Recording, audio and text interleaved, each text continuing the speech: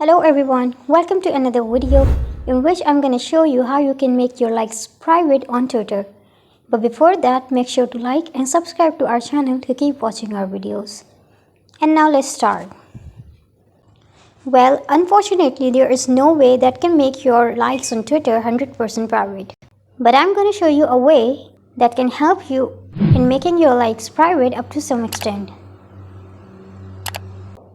So first open your Twitter account. Now tap on your profile icon on top left corner and go to the settings and privacy. Now select privacy and safety. Tap on audience and tagging.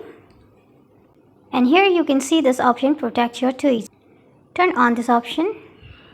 It will help you to hide your likes from public to some extent.